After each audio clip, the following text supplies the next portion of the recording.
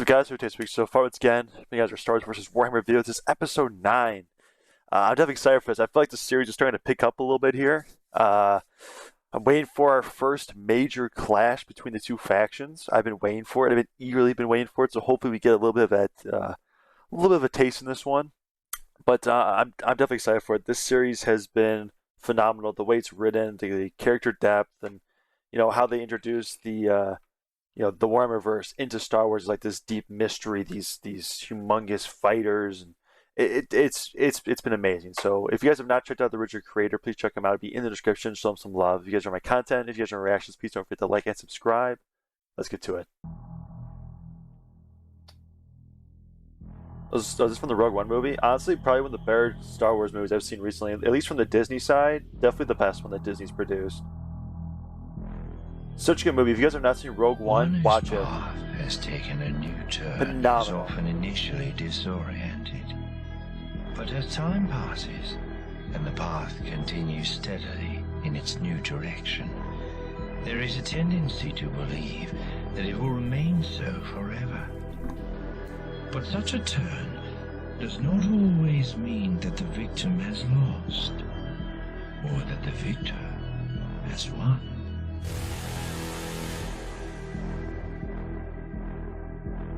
So the guys, YouTube ad. Let's continue. All warriors understand the need to face and defeat the enemy. Both aspects of the task can be challenging. Both can require thought, insight, and planning.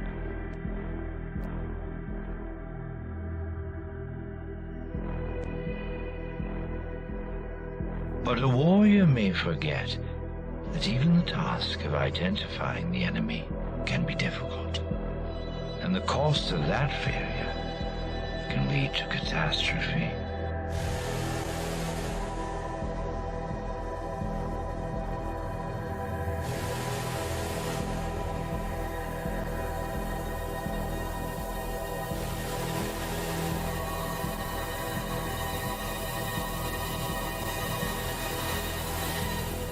Failures in any of those areas can cost unnecessary time and irreplaceable lives. Damn.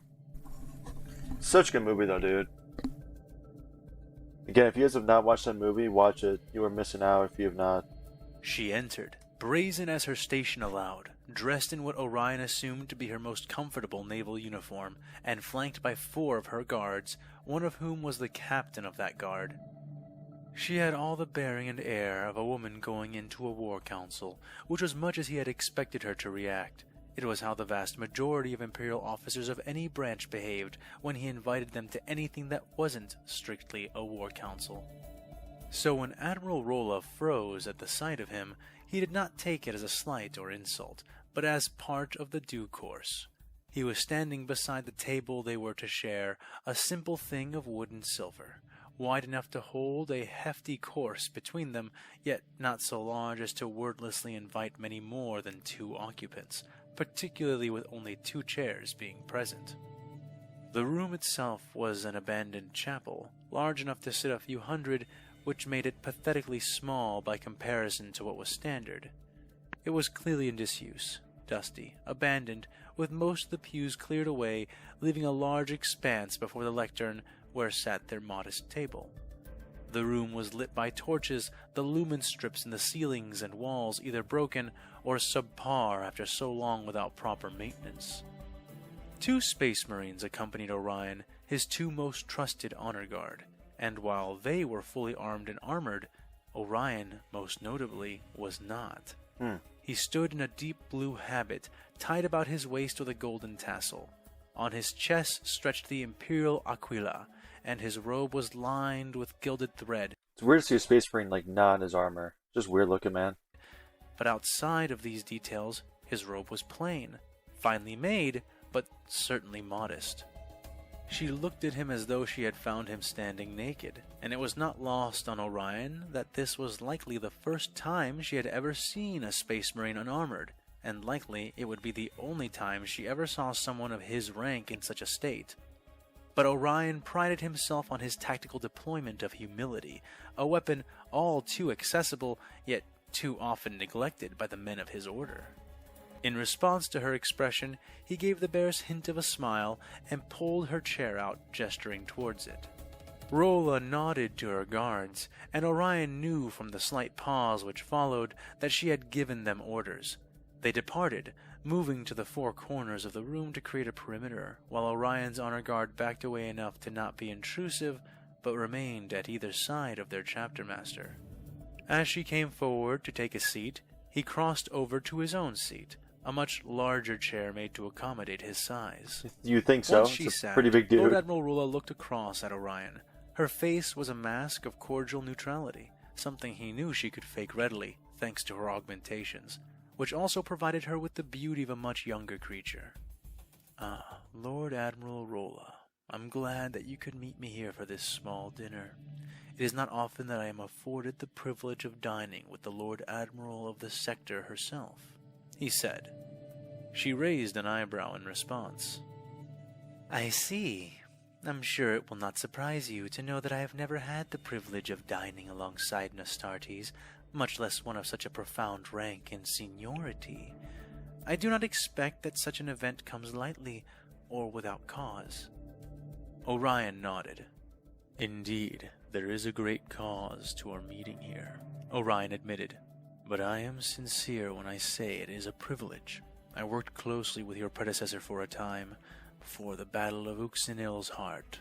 He and I would often meet like this during the retaliation wars."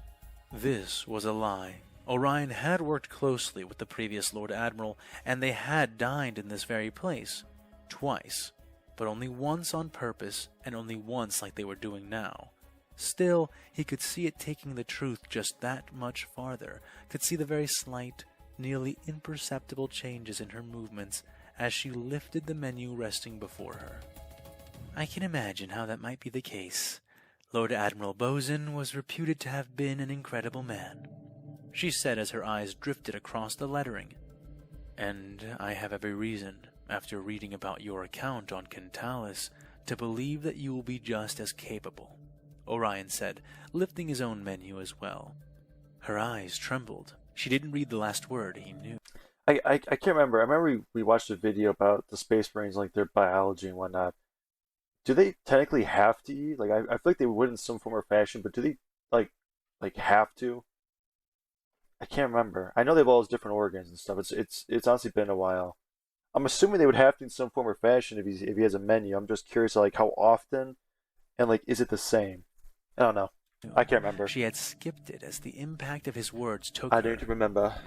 Yes, he knew about Kentalis, long before she had even been a proper admiral, an early showing of her promise as a commanding officer in the Navy, yet something that would go unmentioned throughout most of her accolades.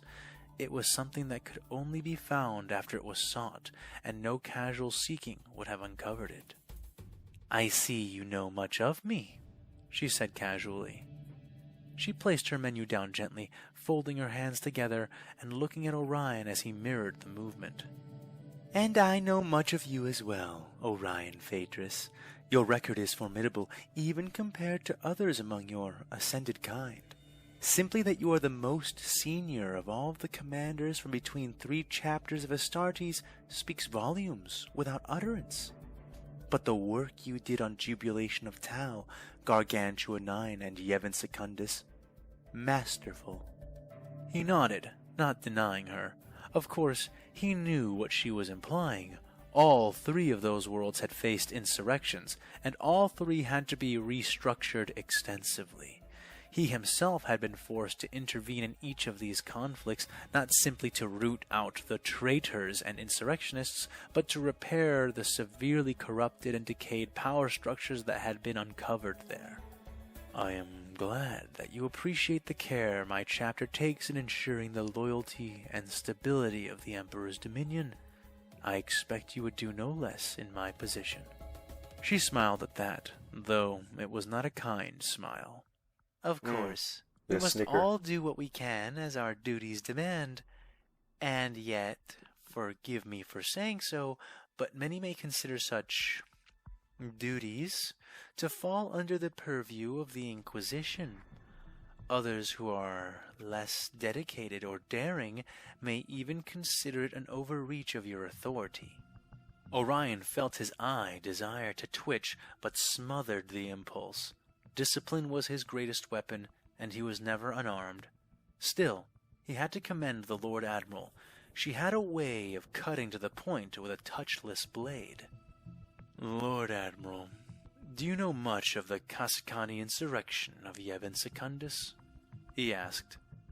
A servitor entered the room then, clicking and clacking on metal limbs like a four-legged insect. It came to each of them in turn, taking their orders and writing them down precisely before scuttling away again. It's so weird. When That's this like was how all done, this stuff is, man. roll a turn. Like that's one thing I can't get my head over when it comes to Warhammer is like how they just transform people into like those machines. It's just it's like it's just nuts. Like I'm still not 100% used to it yet. To answer the Just chapter different, master's question, which is good, you know. I was referring to the Prokin Rebellion, actually, she said. Yes, I suspected you were. But do you know of this prior event? He pressed. I'm afraid not, she said. Orion leaned back in his chair. I was a battle brother then, a tactical marine. My whole squad of 10 had been sent to Yevon Secundus to put down a heretical insurrection. Rebels, worshipping some kind of fertility god, had started capturing and sacrificing members of the nobility, as well as sabotaging off-world grain shipments. He sighed heavily, and though he desired the impression it gave off, this was no feint. The memory weighed heavily on him. It had truth and the power of truth in it. So we found them. We killed most of them, took their leaders prisoner. It was easy. A near-complete waste of our time. He said, Why capture their leaders? The Lord Admiral asked. Orion smiled a sad smile. It was the real reason we were there. My chapter didn't care if this planet lost a few grain shipments, or if a few haughty nobles were eaten alive on a planet-wide vidcast. The reason my chapter responded was because these heretics, they were killing in the name of a god, a foul, unknown god, and we needed to root it out. He could see in her posture, though not in her face, that she didn't quite understand. You see, Lord Admiral, rarely, I mean truly rarely, is it the case that an insurrection purports to worship a god of any kind, and is in truth worshipping nothing. Normally, it is some kind of Xeno, or Such a cult. charismatic rogue psyker, or worse. It was this thing that we were hunting, and so we took their leaders prisoner in order to interrogate them, to force them to reveal the location of their gods. Orion shook his head. They did. On the first night, in the first hour, they told us. We did not believe them, and I personally aided the chaplains in forcing them through every single measure and method of truth extraction that they could survive. Oh my gosh. And yet, when they lay broken and chittering at the end, the answer was the same, and it was a terrible answer. She leaned in, and he continued.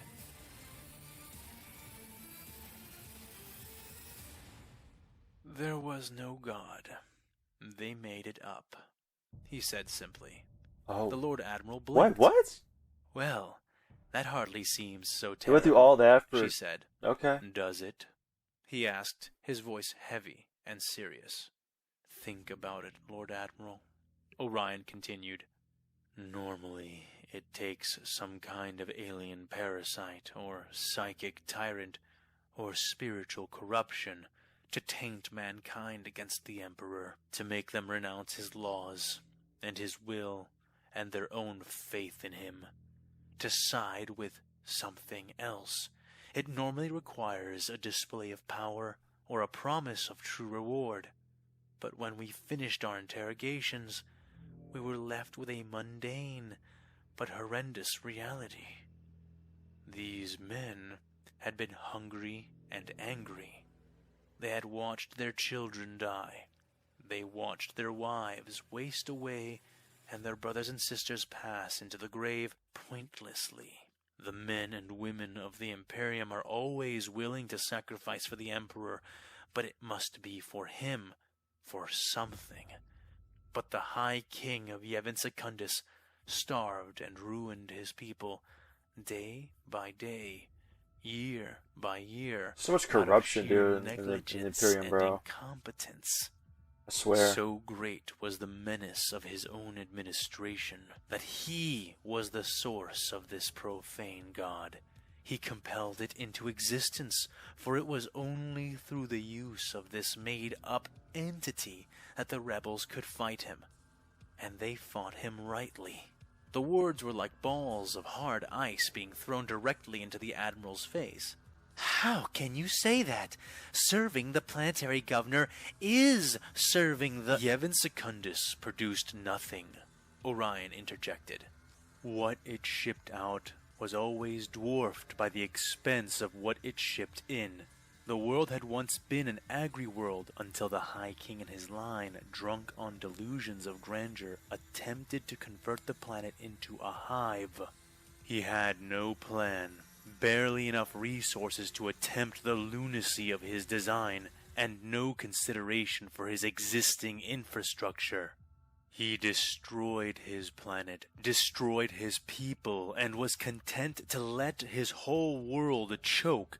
3 half-built hives and a ruined system of grain farms, all he had to show for it, and everything he was willing to settle for. And because of that, the people of his expiring world served nothing but the indulgence of their High King's utter lack of fitness. Rolus and Durin nodded, her movement sympathetic and genuine. So you left the first time, she concluded. Orion laughed. We shot him, he said. So you left that? Nah, we shot him. We shot him, and his son, and his 2 daughters. Oh shit! Painless deaths. Oh my gosh, you killed the whole family, dude. So, what exactly is the Holy point shit. of this story? Rolla asked. Orion leaned in this time.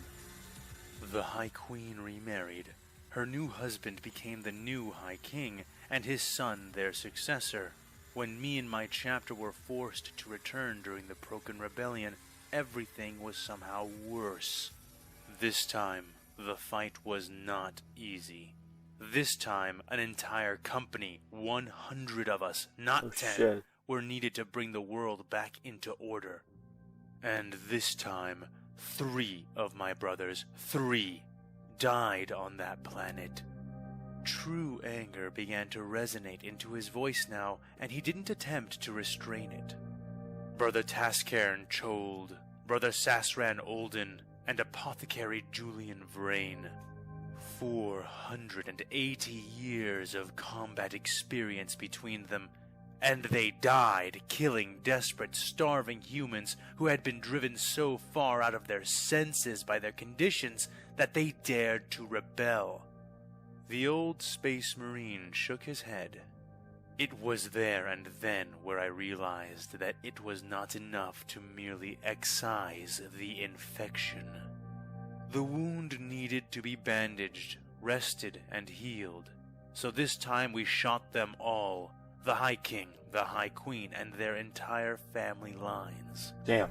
I created trials, tests, and took those who succeeded and mentored them briefly in the ways of rulership, in the ways of administration. We taught them to stand, and then we let them stand. Some of the guys I doing too am bad. no Let's continue. tetrarch. I do not aspire This to happens be at the worst one. times, man, I swear. The reason Yevon Secundus still has a High King is because I still insisted on respecting the structure that was already there, that which could be salvaged. As I was then, I am now. He paused briefly as the half-mechanical servant placed a dish of spiced void eels before the Lord Admiral, all artfully displayed, each wide mouth filled with a candied Centurion apricot. He resumed after his own dish. A steaming bowl of something blue and very hot was set down. It smelled like wet plaster and somehow left a metallic sting in the Admiral's nostrils. Weird. So then, I can assume that, since you are now as you were then, you are eyeing the power structure of our isolated forces. Is that right?" she asked, picking up her utensils and cutting into the supple flesh of the first eel. "Perhaps I would be, if one existed," Orion said. "But if we are no longer abiding by the rules of commander seniority, then there is none. There is no Imperium here. What there is an aging battle fleet, 3 Space Marine chapters, many extremely varied regiments of the Imperial Guard, several overloaded black ships full of volatile psychers, and thousands of transports housing almost 15 planets worth of civilians who will all soon be arriving at this system. There is no Departmentum Unitorum, there is no Segmentum Command, there is no Terra, no Astronomicon, no High Lords. There is just us, and soon there will not even be that." The Lord Admiral wanted to protest, wanted to refute his statements, but she couldn't. Not while he was looking at her, not when she had no way of refuting his words without resorting to delusion. He could see it in her artificial eyes, still too human to hide her soul underneath. "Then, what do you want from me? Command of the fleet? Command of the transports?" she asked sarcastically. He didn't take her bait, didn't flinch as he proceeded. "Work with me, Lord Admiral. Stand with me, not under me, but alongside me. Put your trust and your weight behind my chapter in the negotiations to come. The Imperium is not here until we make it here. Help me do that." The Lord Admiral stared into his burning golden eyes for several long moments, judging him, his words, his worth, and his loyalty. And that was as it should be. After all, he had done the same before ever meeting her. Ultimately, her response was a heavy sigh as she placed her fork down, a juicy chunk of pitch-black eel flesh still attached to the end. "I will agree to hear you out," she said. Orion smiled, but suppressed most of it, restraining his expression to a subtle grin as he nodded, lifting his own spoon and dipping it into the bubbling concoction before him. He had her, even if she didn't want to realize it then. Already she agreed with him, and now the rest was merely a matter of social formality. "Thank you. That is all that I can ask."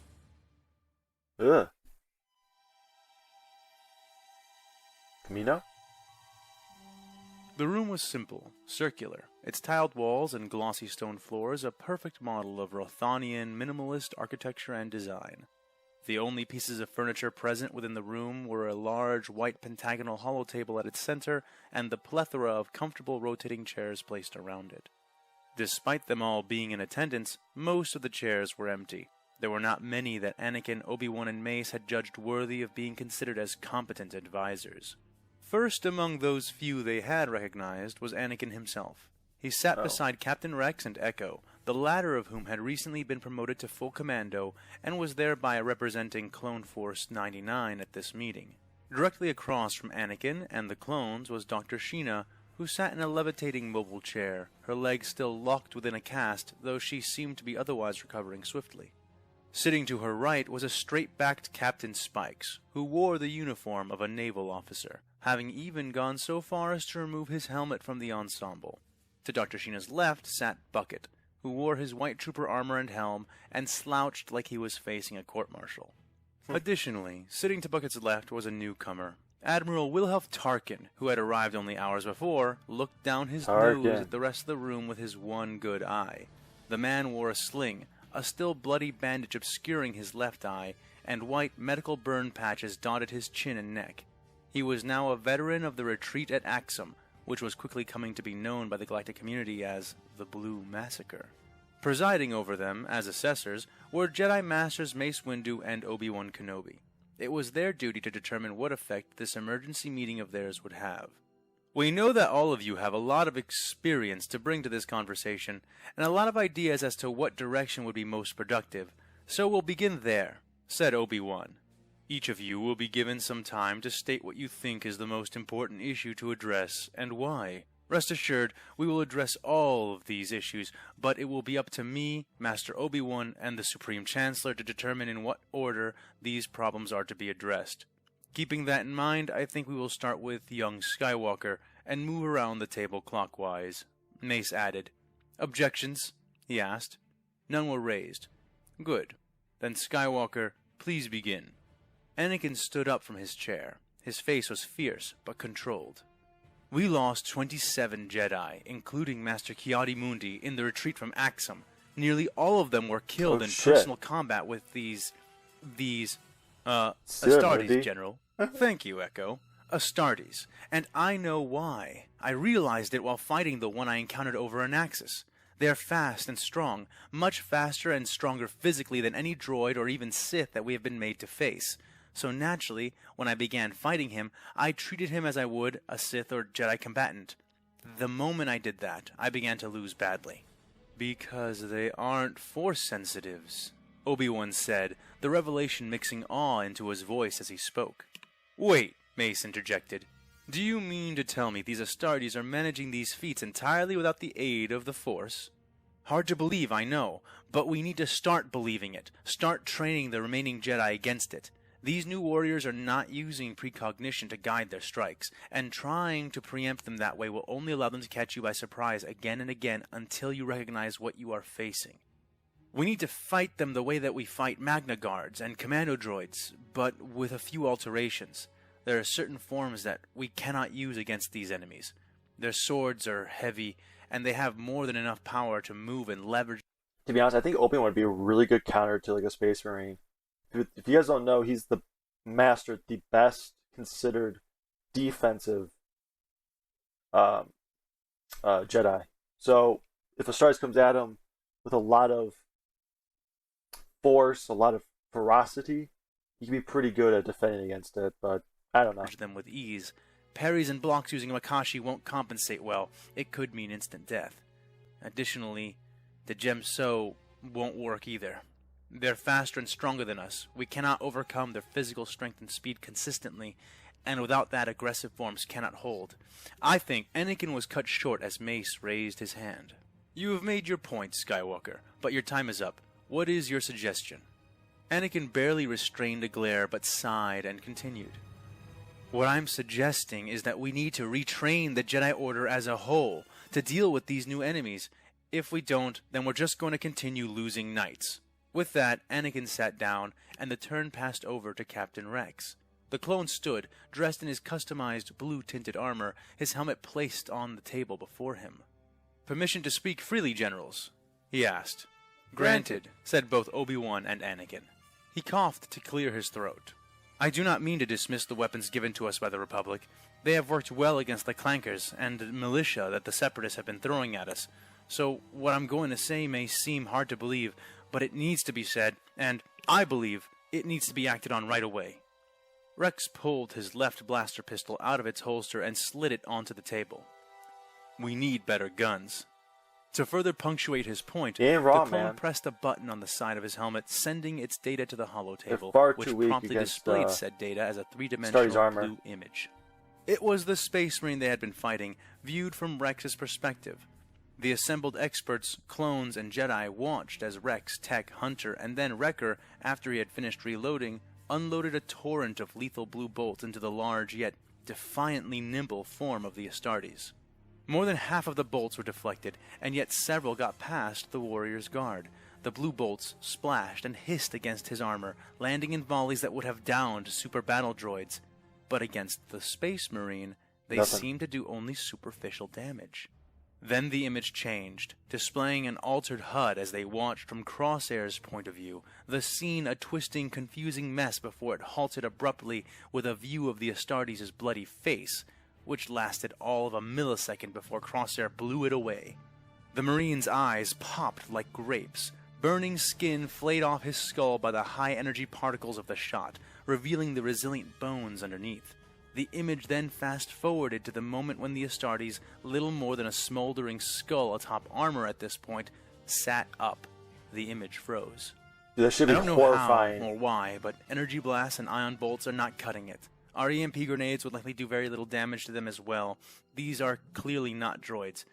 We need weapons that can kill these things with a headshot, or better yet, weapons that can penetrate that armor. He pressed the same button on his helmet and disconnected the feed, turning the image off. We needed them at Pazab. We needed them at Anaxis, and we're going to need them worse and worse the longer we don't have them. So my suggestion is simple. We get them, invent them, buy them. It doesn't matter, but we get them ASAP and get them in the hands of the troops fast. That should be our most immediate concern. And if you can't down it, just to put more damage on the Space Marine, giving him a nod as the clone sat back kind down. of even the playing field just a Next little bit. Was Captain Spikes. I don't think he he stood can up, develop it. formal, straight, holding a data pad in his right hand. He pressed something on its surface and a holovid began to play on the table. It was a view of the Freedom, mere seconds before it had been destroyed. It began firing at something out of sight, tilting to angle more turbo lasers at it, but that didn't last long. Like a god's cruel knife, a large outsider ship drove into view, its blade-like prow absorbing the brief spurts of concentrated fire the Freedom had managed to throw at it before plunging into the Venator-class Star Destroyer. The arrowhead form of the Republic cruiser was split down the center, both sides buckling upward around the wedge-like head of the enemy ship. Fire and debris spilled from the struck craft like clouds of stellar gore, stirred and split suddenly when the colossal broadside guns of the enemy ship fired, the hollow view panning back somewhat to show the shots ripping 2 more Venators into pieces. Damn, dude. Then the vid ended, and instead a tactical display was put up in its place. It revealed the battle in time-lapse. The enemy ships were represented as red dots of various sizes, and friendly vessels were similar but blue and smaller. As the sterile information displayed a virtual mirror of the carnage they had just seen prior, Captain Spikes began to speak. Our turbo lasers cannot reach the enemy. They lose too much power and travel too slowly over the vacuum to engage at the ranges they are using. Despite that, it appears their ships enjoy engaging in ramming maneuvers. Once in effective range, our weapons do work, but not as well as their armaments. In a straight shootout, they can outlast us. And then there's the issue of size. He tapped his datapad again, displaying one of their ships, a 5-kilometer-long dreadnought. It had gotten itself surrounded by Venators and Class C frigates. They had mauled through its shields, but clearly that wasn't enough. They poured fire into it, but it wasn't dying.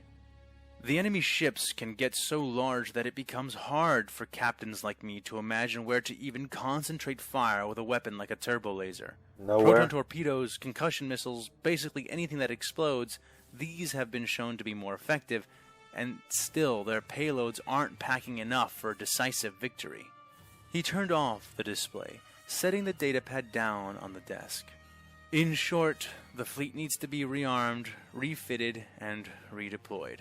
How and with what, I cannot pretend to know. As it is now, we will bleed tens of ships for each one of theirs that we can take down, and I might be being generous. This needs to be changed before anything else can get done. The Jedi won't have to fight the Astartes, and neither will the clones, if we can just fight off the relatively few ships they do have. We need— Thank you, Captain. Your recommendation is received. Damn it, Mace. Mace interjected. Quit cutting people Spikes off. paused, nodded once, and sat down.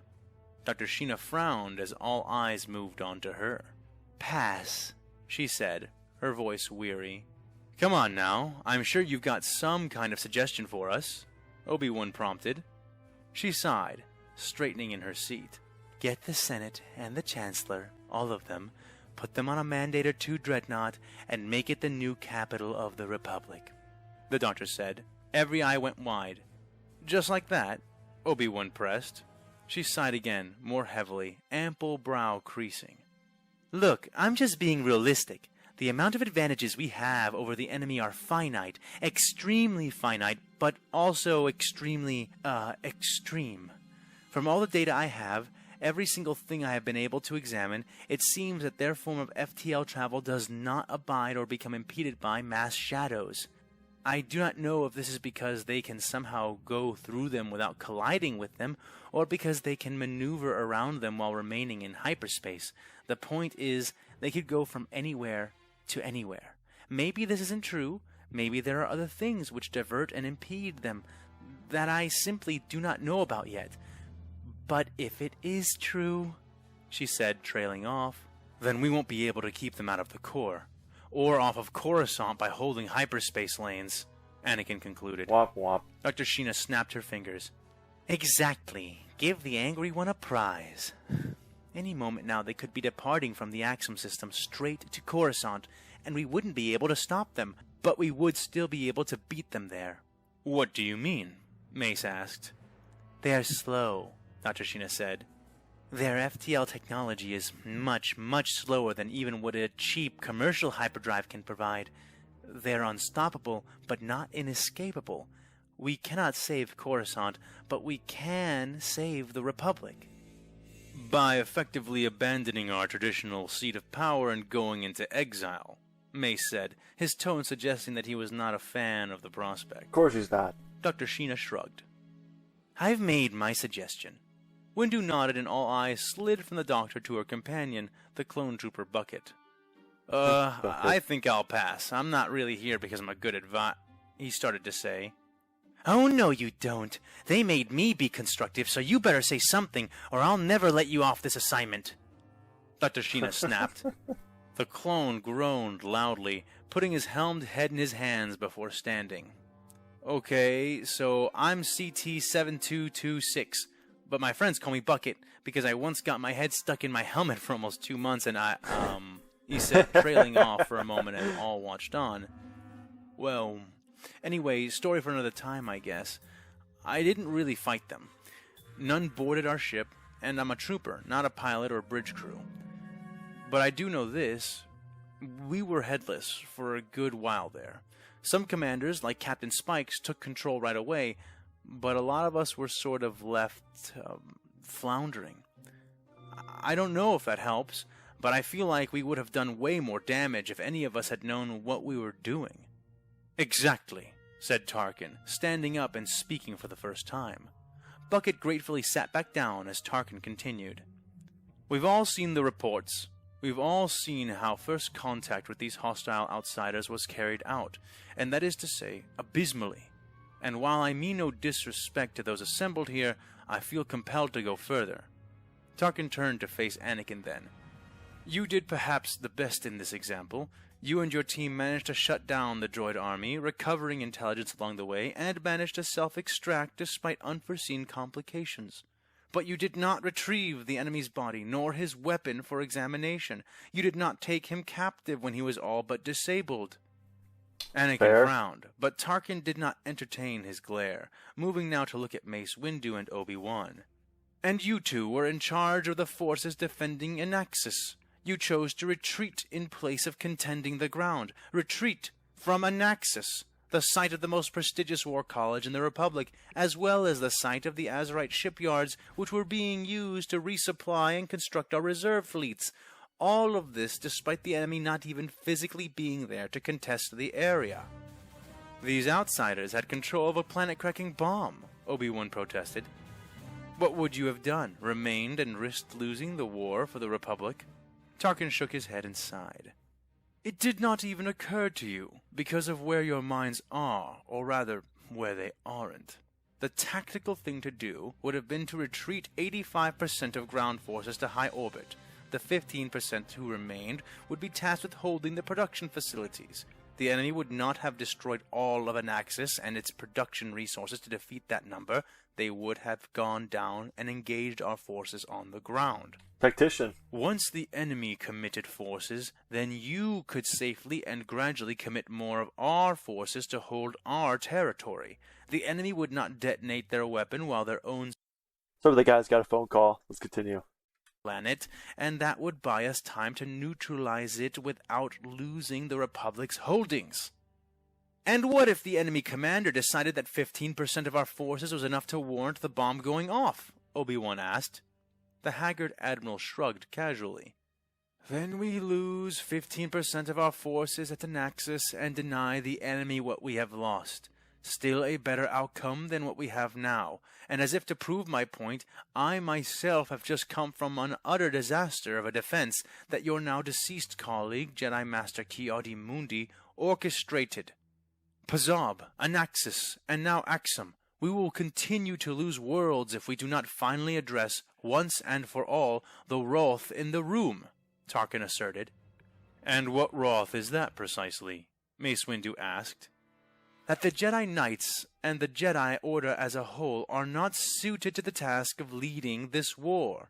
You are not trained for it, you are not ideologically predisposed to it, and despite the experience you have all gained in these past 4 years, you are not mentally prepared for the realities of command.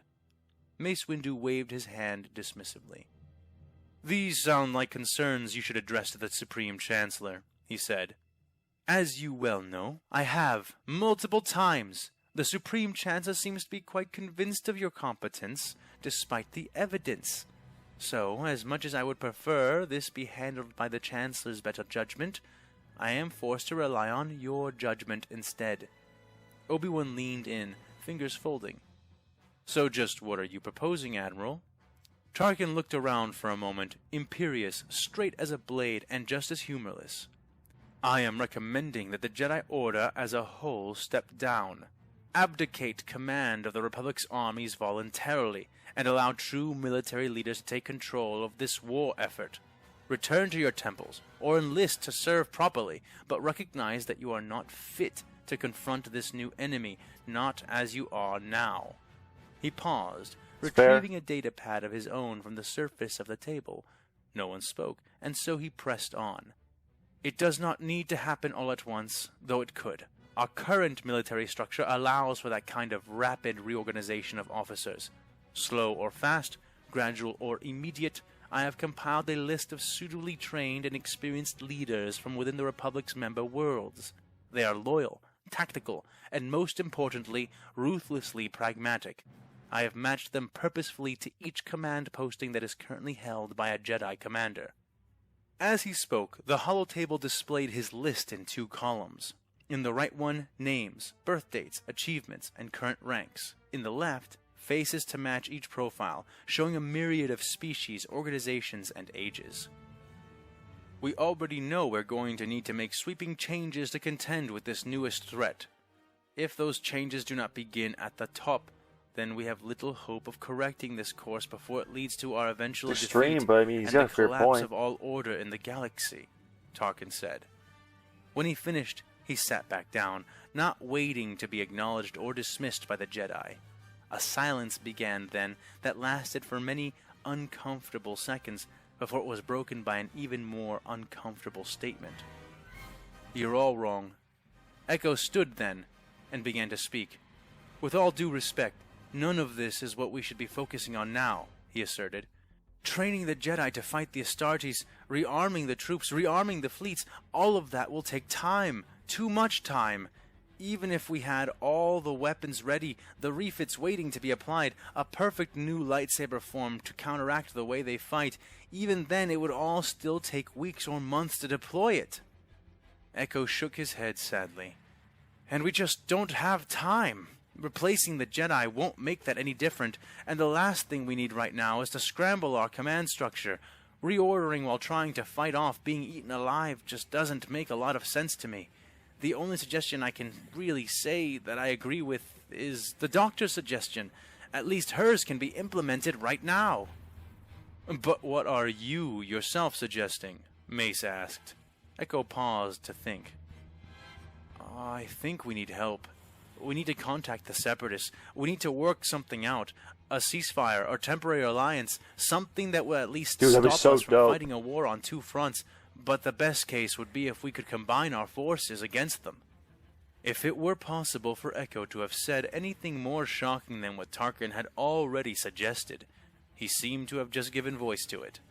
Echo, that's... Anakin started. Look, I know what I look like. I'm basically standing here, half-droid myself, Echo shouted. I know that some of you wonder if you can trust me because of all this, he said, gesturing at himself. But please, believe me when I tell you this. I hate droids. I hate being part droid. I've been fighting clankers my entire life, and them stringing me up like a puppet hasn't lessened any of those feelings. But I feel something even more strongly now. Echo reached forward to the base of the holotable's projector, plugging his augmented arm into the interface. "I'm afraid," he said, as some of the images he had been forced to see were fed into the display. Scenes depicting otherworldly monsters began to slide by yeah, one buddy. after another. Some were among a swarm of their kin, blood-stained talons and claws forming a veritable bestial ocean before their eyes. Others were singular, standing atop hideous altars, viscera and corpses draping them like raiments of rulership. 12 images total. "What are we looking at, Echo?" Anakin asked, though he found his eyes couldn't look away. "This was part of the information I was able to slip out of Brother Taslian when Tech was breaking me out of the Separatist computers. As far as I can tell, they are image captures from his helmet. They were technically deleted, but the data hadn't been overwritten yet. I've sorted through it and cleaned them up a bit, but what you're seeing, it's what they see.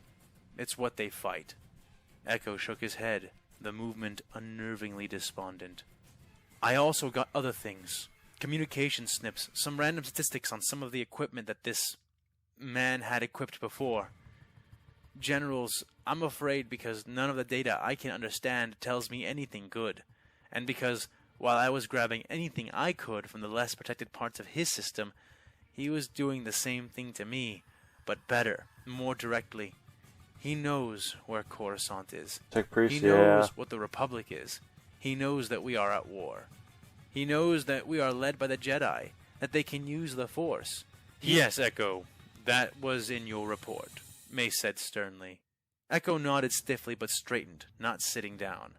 "Then, respectfully, General, you need to realize that the second their fleet—" At that moment, Echo was interrupted again, but not by Mace Windu. The door into the smooth room suddenly swung open, a disheveled Rothonian man entering. "Generals!" His voice was trembling, the stoic composure of his culture Don't tell me breached the by Imperium whatever just pulled up, bro. information he needed to relay. "The outsider fleet has just arrived in the Oh, Arcanus shit. sector." Everyone jolted at that. "How is that possible? I wasn't even aware the outsiders had left the Axum system," Rex said. "It's not that fleet, sir. It's the first fleet. The second fleet—" "That cannot be possible either. What system?" Dr. Sheena almost yelled. The aide stuttered for a moment before managing an answer. "It's not an important system. Only a single inhabited planet. Extremely low population index. The Tattoo system, I think it was called. But it's sitting at the crossroads of the Trialist trade route and the old Corellian-run hyperspace route.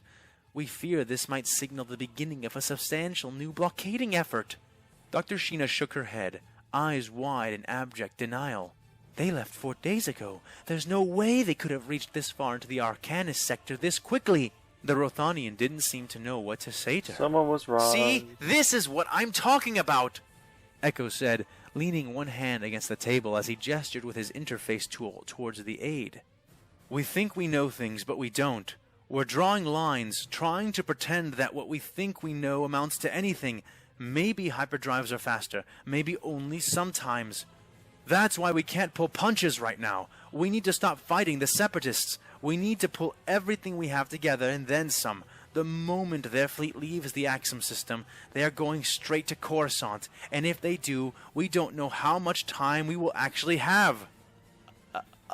Sirs?" the aide interjected again, his pale skin now much, much paler.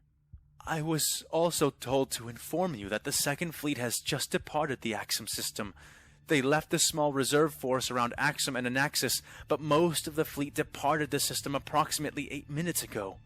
The news was like an ice bath on every ear that heard it. For a brief instant, no more than 1/10 of a second, all were too struck to respond. But this was no longer the first year of the Clone Wars. "Prepare a shuttle. We leave in the hour," Mace Windu said. "Yes, Master Jedi," said the aide. "Contact the Chancellor. Make a formal request to recall the fleets back to Coruscant on my behalf," said Admiral Tarkin. "Right away, Admiral," the aide added, coming to the table and withdrawing a datapad from his robe-like garment, beginning to take notes. "Also, try to see if you cannot secure a line of communication with the Separatist Council," said Obi-Wan. This had many eyes darting his way, but he raised a hand to assuage them before any words were spoken. "Nothing is decided, but we might as well keep our options open," he said. His former Padawan rolled his eyes at that. Right, we might as well call up Death Watch while we're at it, said Anakin, standing and heading for the door. Not a bad idea. Obi-Wan shook his head, but did not rise to his bait. Rex donned his helmet, and he, as well as the other clones, began to move without being told, with the exception of Bucket, who had to be ordered to follow by the Doctor. But just before they left, the aide asked one more question. "Oh, Admiral, which fleets?" "Pardon?" asked Tarkin. "Which fleets do you want recalled? From which fronts?" Tarkin shook his head. "I would have thought that to be obvious. All of them, boy. Request all of them." Woo. Holy crap. Woo-wee. Is that it? Give you a little bit Some of the guys had a YouTube ban. My apologies. Let's continue. of time, and here I am at the end of this video to try to give you a little bit of quick elucidation, just like last time. So, in this video, in this little unscripted spiel I have for you, I wanted to just let you know about the circumstances that actually led to the Imperial forces here in this galaxy getting sent over to the Star Wars galaxy. So, as the more attentive readers among you may have already noticed, there's a Tyranid invasion. They are evacuating worlds. They were originally going to fight them, but Gulliman called them back. So what is all that about? What's going on? Why did so many Marines get called to fight a Tyranid tendril? Yeah, I'll just explain that to you right here in short order. So, first things first. To the criticism that 3+ Space Marine chapters, really almost 4, when you count the squads that were sent from other supporting chapters that weren't even part of the Zetek sector but heard the call. And then plus all of those regiments of the Imperial Guard, just an enormous amount, and then the entire sector battle fleet is here. Woo-wee! Those Tyranids are totally boned, right?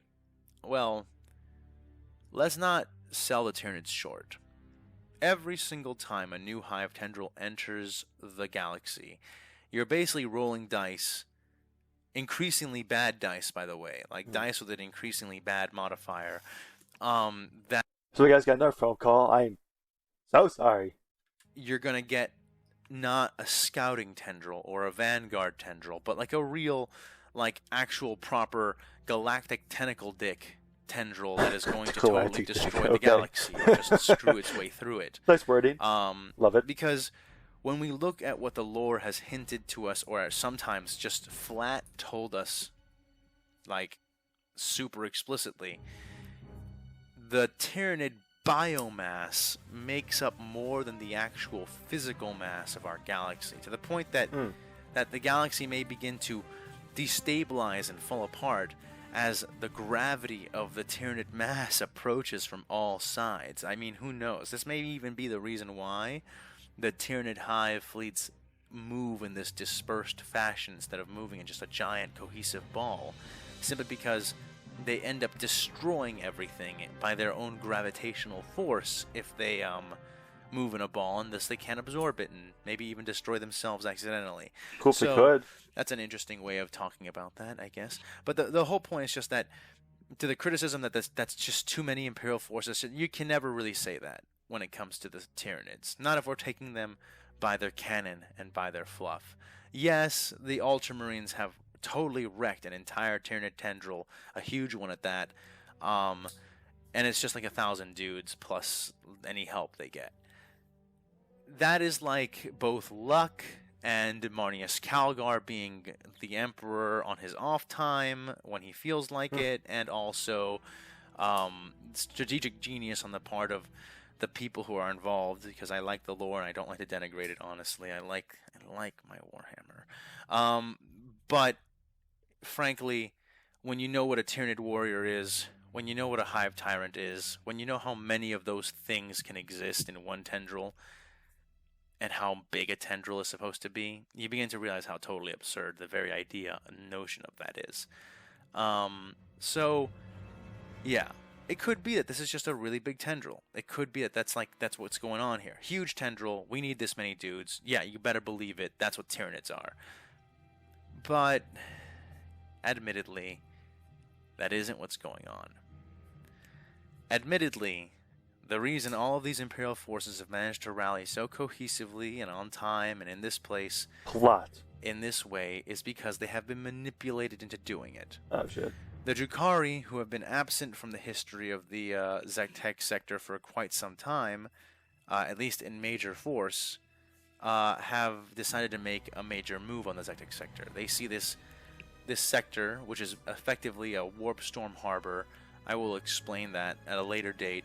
It's like a giant sealed-in farm for them that closes off. And when it closes off from the rest of the Imperium, because of fluctuations in warp storms, then it basically becomes this like I said, a farm for humans, where they can just harvest and take whoever they want. That's as long as the guard dogs weird, and man. shepherds have been disabled. Start plucking them out. And that's what they're doing. They're getting all of these Imperial forces that are native to the Zektek sector in one place to fight the Tyranids, so they can mash up the Tyranids, mash up the Imperium, use their own traps they've installed into the battlefield to wipe out both forces as much as possible, and then to delight in harvesting at their leisure all of the people and things that they want and can So messed within up. the entirety of the Zektek sector, not the whole sector battle fleet, and the Space Marine chapters that belong to it have been totally annihilated and eradicated. So that's kind of what you're actually seeing there. And you might say, okay, so what happened? Why didn't that happen? Well, Roboute Guilliman is a genius. He's a Primarch. It's difficult to put into terms how much better at think he is than anybody else.